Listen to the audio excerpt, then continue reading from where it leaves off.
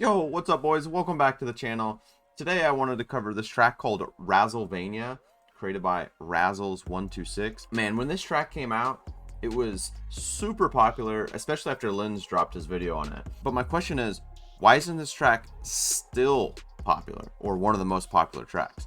I genuinely don't understand why this isn't one of the most popular tracks people ride.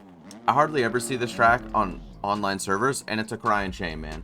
This track literally feels like it has everything to me. It's not super hard, but it's certainly not easy. The deformation of the track makes a ton of sense and doesn't seem to like wear out in a weird way or have these weird spots or holes throughout the track.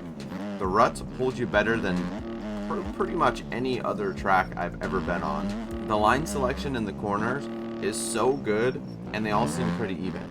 Like, it's not a track where you're going to be running insides the whole time or outsides the whole time. Like, you can definitely, pick different lines. There are pretty significant braking bumps throughout the track, but they don't kill you if you hit them too fast.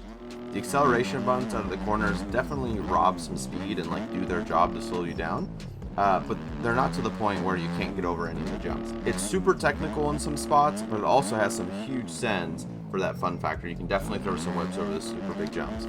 I don't know, man. There's something about this track that just gels with me, and I wish more people wrote it in the online servers. If you guys want to run this track, I'll link it in the description below. Be sure to show Razzles126 some love, as this track is super top tier.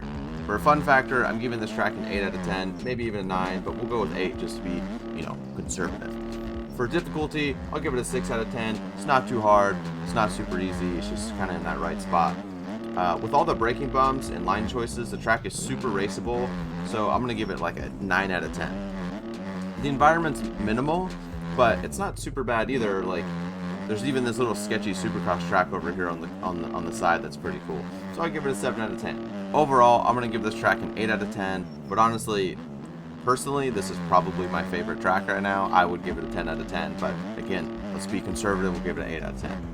That's all for this one. If you enjoyed this video, leave a like. If you'd like to see more content like this, go ahead and hit that subscribe button, and I'll see you in the next one. Peace!